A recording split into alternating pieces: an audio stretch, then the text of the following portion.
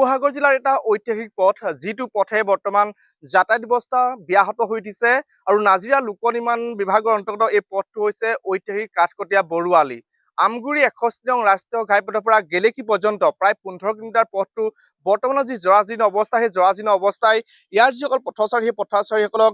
দুৰ্ভোগ ভোগা দেখিবলৈ পোৱা গৈছে আৰু আমগুৰি 61 নং ৰাষ্ট্ৰীয় ঘাইপথৰ পৰা ধূপদৰ চাৰিআলি হৈ বামুণ পুখুৰী হৈ মিছাজান হৈ আসলে এই পথটোৱে গেলেকী পৰ্যন্ত সংযোগ হৈছে আৰু বৰ্তমানৰ যি অৱস্থা সেই অৱস্থা আমি দেখাইছো পথটোত বৃহৎ গাঁতৰ সৃষ্টি হৈছে আৰু ইয়াৰ পাছতো দেখা গৈছে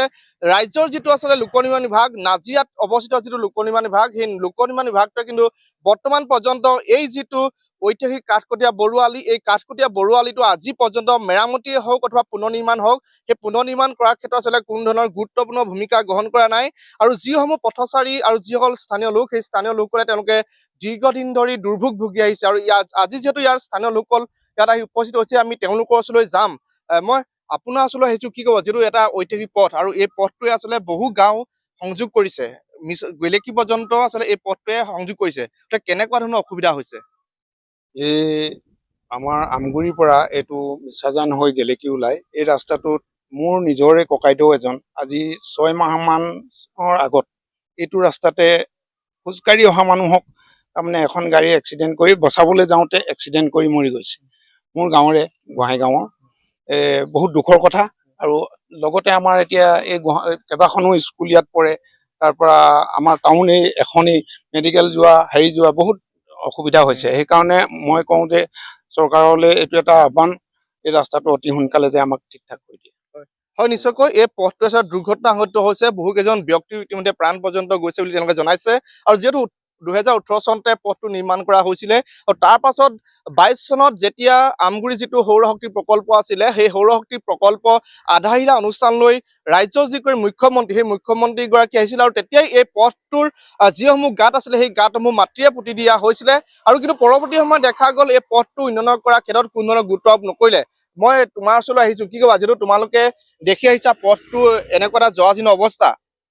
কেনেকুৱা ধৰণৰ অসুবিধা হয় আচলতে প্ৰথমতে ক'বলৈ গ'লে এইটো ঐতিহাসিক আমাৰ কাঠকটীয়া বৰুৱালী আৰু এই আলিটো এটা ঐতিহ্য আছে যিহেতু এই আলিটোৱেদি প্ৰায় 25-30খন গাঁও সংযোগী হৈ আছে আৰু আমাৰ এই স্থানীয় টাউন হিচাপে আমগুৰি আছে আৰু গোটেইখিনি মানুহ এইটো ৰাস্তাইদিয়ে যাব লাগে মই আমাৰ অসমৰ মাননীয় মুখ্যমন্ত্ৰী শ্ৰীযুত হিমন্ত বিশ্ব শৰ্মা ডাঙৰীয়াক আহ্বান জনাইছো যে এই পথটো অতি শীঘ্ৰে আমাক মানে উন্নতিকৰণ কৰি দিয়ক কিয়নো এই ৰাস্তাটো আমাক বহুত যিহেতু এই ৰাস্তাটো সংযোগী উপপথসমূহ আমি দেখা পাইছো এতিয়া খুব ধুনীয়াকে বনাই দিছে আধুনিকৰণ হৈ গৈছে সেইকাৰণে মই অনুৰোধ কৰিছো যে খুব সোনকালে মানে যিহেতু তেওঁলোকে দেখিবলৈ পাইছো যে যিমানখিনি পথ ইতিমধ্যে ধুনীয়াকে কাম কৰিছে এই পথটোহে আমি বাকী থকা দেখা পাইছো হয় নিশ্চয়কৈ মই খুৰা আপোনাৰ ওচৰলৈ আহিছো কি ক'ব যিহেতু পথটো উন্নয়ন কৰাৰ প্ৰয়োজন আছে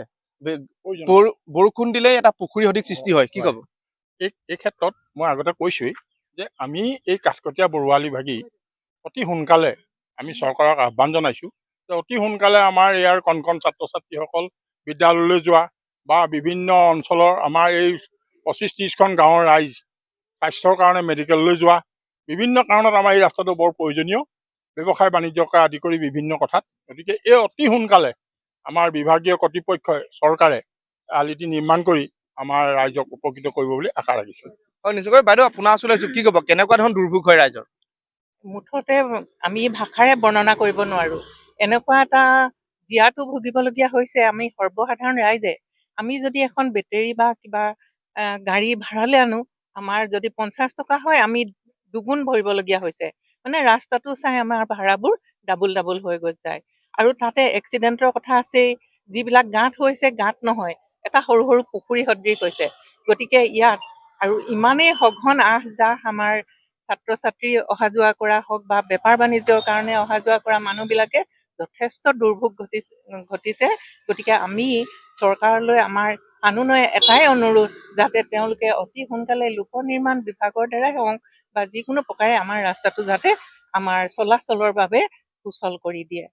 হয় নিশ্চয়কৈ ইতিমধ্যে তেওঁলোকে কৈছে যে ৰাস্তাটোৰ যি দুৰৱস্থা সেই দুৰৱস্থাৰ কাৰণে ৰাজ্যৰ যিটো লোক নিৰ্মাণ বিভাগ আছে বিশেষকৈ নাজিৰা যি লোক নিৰ্মাণ বিভাগ আছে সেই নাজিৰা লোক